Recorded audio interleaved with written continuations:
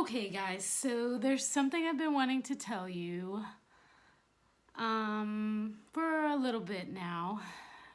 Let's just say that this quarantine has been very good to me. I've been able to spend a lot of time with somebody I love very much. Um, yeah, this person is like my number one.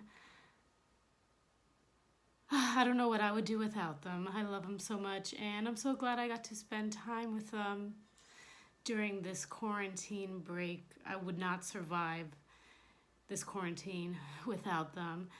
And I wanted to introduce you to them. Uh, yeah, so I'm going to FaceTime them right now. And I'm going to show you pretty much the love of my life. So, yeah, hang tight. Give me a second. Let's set this up.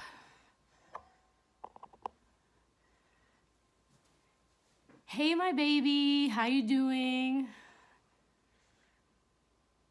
Yeah. Well, I just wanted to tell you all the things that I love so much about you. I mean, I love your beautiful brown eyes. I love your blonde hair that's like gold. I love the way that you're so loyal. You never leave my side. You always have my back. And I love the way that you look at me when I walk in the room. You're always so excited to see me. It's like the best thing ever to you when I walk in the room. And I've always wanted somebody to look at me like that. So thank you for that. Okay, yeah, I'm gonna introduce you to my kids really quick. Is that okay with you? Okay. All right, guys, here we go. Let me try and share this on my computer screen. Okay.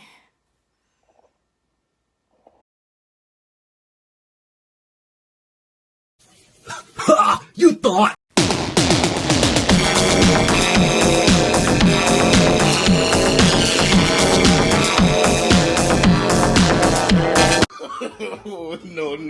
No.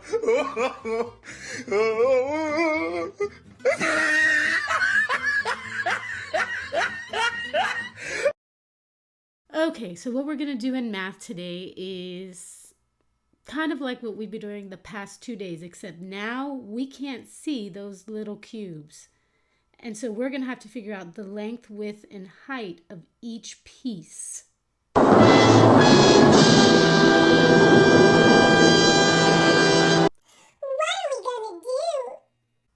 It's gonna be fine.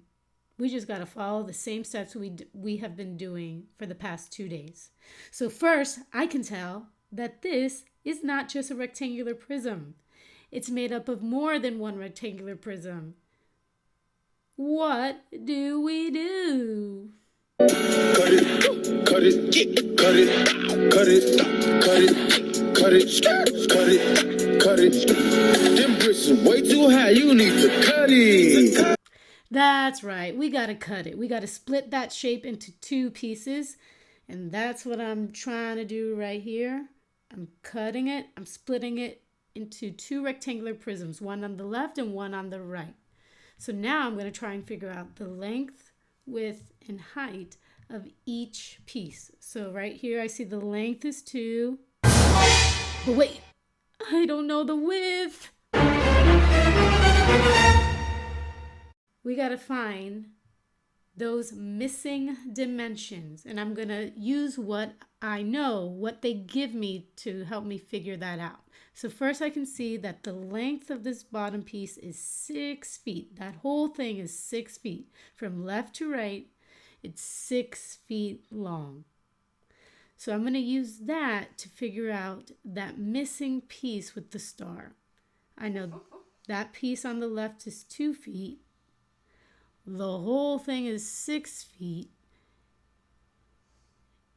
And if I add 2 plus that missing piece, it's going to have to equal 6. So I'm going to use the inverse operation. I'm going to take 6, subtract from 2, and I'll get 4 feet. That's the length of that missing piece, 4 feet, because 2 plus 4 will give me 6, which is the length of that long piece on the bottom. Now I need to find that height. How the heck am I going to do that? Okay, I can see that the height of the whole thing is 5 feet. The tallest piece is 5 feet. That piece right there on the right is 3 feet high. So 3 plus whatever that missing piece is going to have to equal 5. So again, I'm going to use the inverse. I'm going to say 5 minus 3 will give me that missing piece, which is 2, because 3 plus 2 will give me the total height of 5. And now that width, well, the width never changed. I didn't cut the width. So the width is going to be the same as it is on the bottom. It's going to be 2 feet. So 2 feet here at the bottom and 2 feet wide at the top. The width never changed. So now I'm going to find the volume of each piece. I'm going to find the volume of the left side and the right side. So I have box A, box B. Okay, now for box A, I know that the length is going to be 2 feet. The width is going to be 2 feet, and the height is going to be 5 feet. And I know that volume is length times width times height. So 2 times 2 times 5 equals 20. Now I'm going to find the volume of B. The length is 4 feet. I found that missing piece. The width is 2 feet, and the height is 3 feet. Length times width times height, 4 times 2 times 3 is gonna give me, 1 second. There we go, 24 cubic feet. So now to find the volume of the whole shape, I put them together. I'm gonna add box A's volume plus box B's volume. So 20 plus 24 is going to give me 44 cubic feet.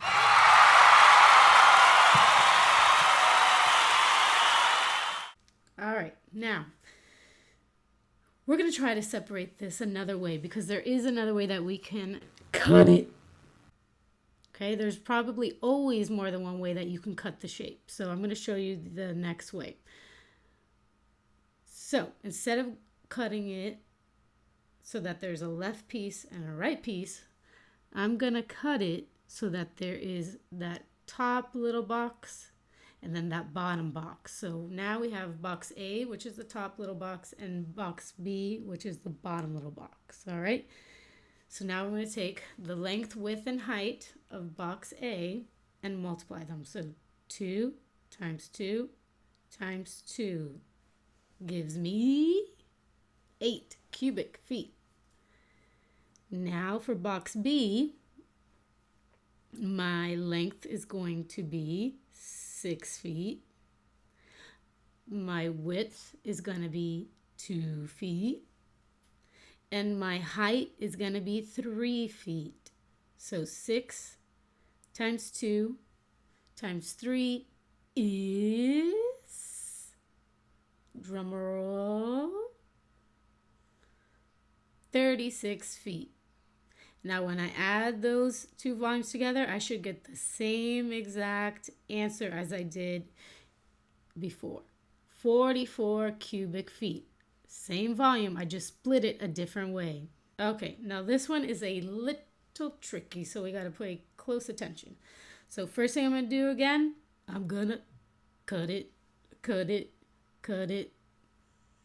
because there's more than one rectangular prism here, so I have to cut it.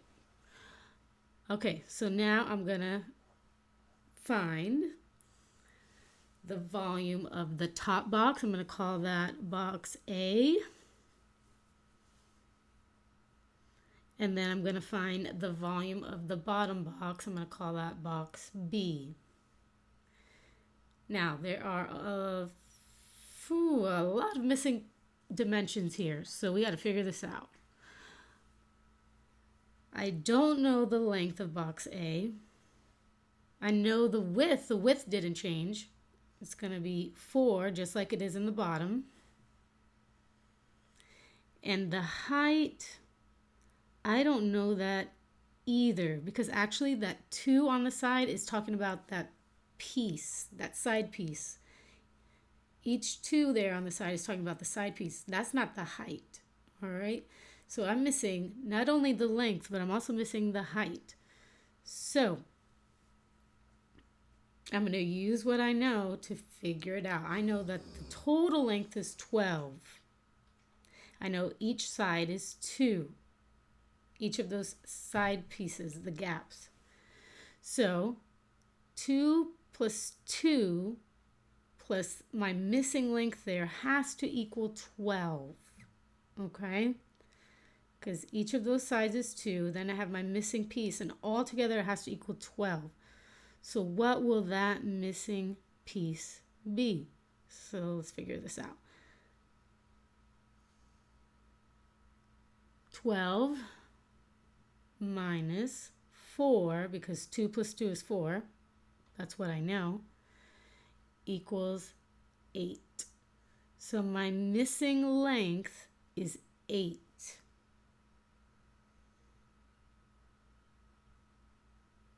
Okay. Now for the height. Well, first let me write what I know so far. I know that the length is 8.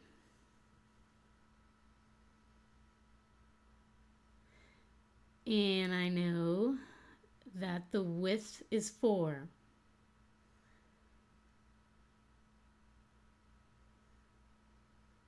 Dun, dun, dun. I'm still missing that height, so I have to figure that out.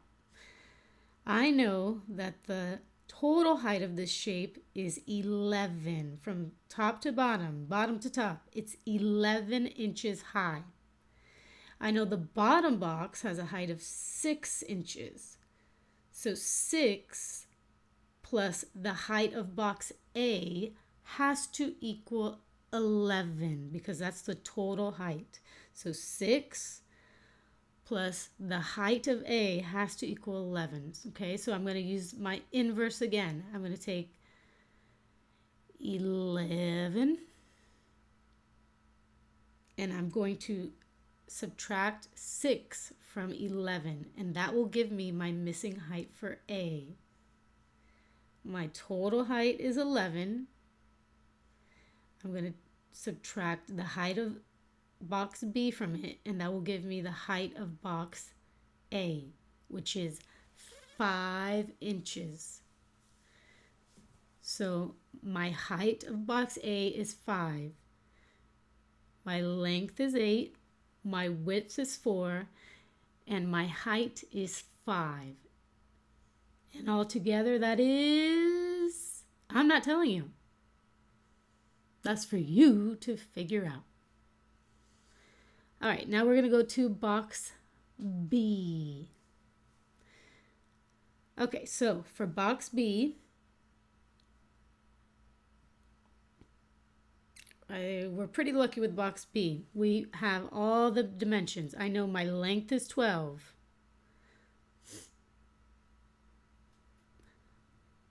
I know my width is 4. And I know my height is 6. Sorry, I wrote that out of order. So 12 times 6 times 4 equals, that's for you to figure out. So, in the comment section, you are going to tell me the total volume of this shape. You're going to write your name, and then you're going to tell me the total volume of this shape in cubic inches. And then if it's possible, I don't know if you can do this. If it's possible, I want you to respond to another student in the comments. All right? Tell them whether you agree or disagree. And if you disagree, tell them why. Okay? I'm going to be checking. And for your exit slip, this is what it looks like. Please, please, please, please do your exit slip on Canvas if you can. If you have a cell phone, you can download the Canvas app. Once you download it, you're going to put OCPS when it says school. Do not put Lovell, put OCPS. And now a short commercial break from Bob.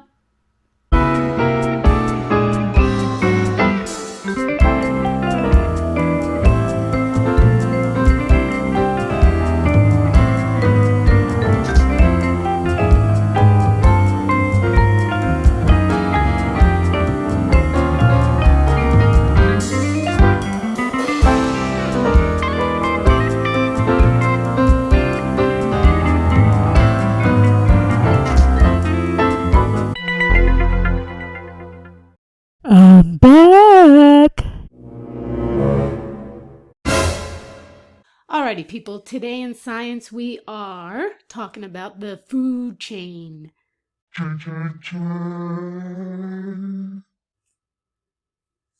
I'll stop. All right, so the food chain is how we ensure that everything on Earth has the energy it needs. And it all starts with the sun, the closest star to Earth. So, the sun is the initial energy source for almost all food chains on Earth. Without the sun's light energy, plants cannot grow. And they wouldn't be able to make their own food. And then there would be nothing to eat on Earth and no life. Like I said, the sun is the start of it all. Plants, or producers, can make their own food using not only the sun's energy, but water and carbon dioxide.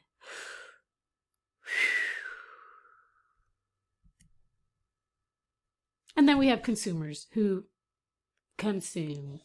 They eat both, well, sometimes both plants and animals, but they have to eat other organisms, no matter whatever it is, so that they can get the energy they need to survive. So, producers. All plants are producers, and only plants are able to make their own food. Like I said, they use water, energy from the sun, and carbon dioxide. And we learned before that we take in the oxygen that plants release, and ironically, we exhale the carbon dioxide that they need. So, plants are called producers because they produce or make their own food. Then we got consumers. And there's 3 types of consumers. We have herbivores, carnivores, and omnivores. So consumers, they cannot make their own food. And because of that, they gotta eat other organisms to get their energy.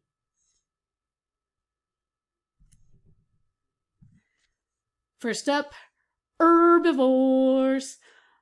Herbivores eat only plants. So rabbits and deer are an example of herbivores. Also, that hippie down the street that says they're a vegetarian. Herbivores. Now my favorite. Carnivores.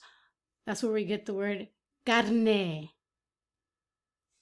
Carnivores eat only meat. Florida panthers, American alligators, and nurse sharks are all examples of carnivores that live in Florida.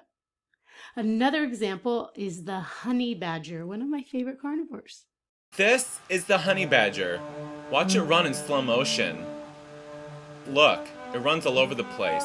Whoa, watch out, says that bird. Ew, it's got a snake. Oh, it's chasing a jackal. Oh my gosh. Oh, the honey badgers are just crazy. The honey badger has been referred to by the Guinness Book of World Records as the most fearless animal in all of the animal kingdom. If it's hungry, it's hungry. Ew, what's that in its mouth? Oh, it's got a cobra. Oh, it runs backwards. Now watch this. Look, a snake's up in the tree. Honey badger don't care. Whenever it's hungry, it just, ew, and it eats snakes? Oh my god, watch it dig. Look at that digging. Oh, that's nasty. Oh, they're so nasty. Ooh, look, it's chasing things and eating them. The honey badgers have a fairly long body, but a distinctly thick set, broad shoulders, and, you know, their skin is loose, allowing them to move about freely. And there it is, running in slow motion again. See? Now, what's interesting is that other animals, like these birds here, they just like to wait around until the honey badger's done eating, and then it swoops in to pick up the scraps. It says, you do all the work for us, honey badger, and we'll just eat whatever you find. How's that? What do you say, stupid? Look at this bird. Thanks for the treat, stupid. Hey, come back here, says the honey badger. Birds don't care, and you know what? The jackals do it too. Look at these little dogs. They're like, thanks, stupid. Thanks for the mouse. See you later. The honey badger does all the work while these other animals just pick up the scraps. Now, wasn't that special? Next up, omnivores. Omnivores eat both plants and animals. The prefix omni means all. So omnivores eat everything. People, bears, and even ants are examples of omnivores. Ants eat meat? Yes.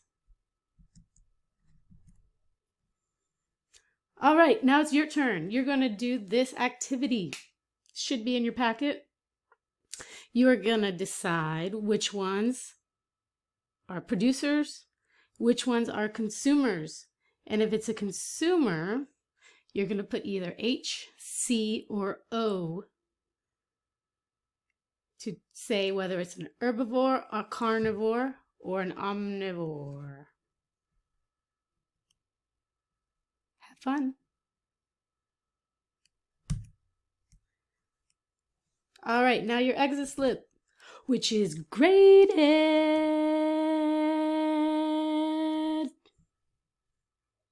And it's also on Canvas. If you have Canvas, please use that to do the exit slip. Please, please, please, please, please.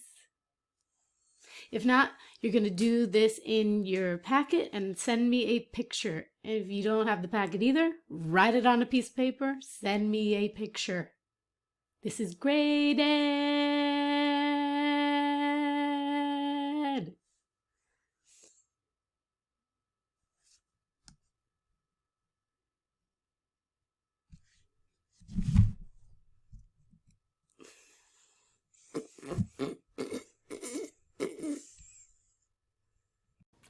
All right, guys, that is all for today.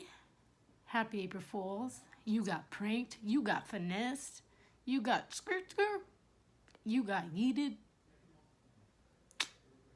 You're welcome. Let me know if you need anything. You can always text me, call me, message me, TikTok me, whatever. Get at me. Love you guys. Have a good day.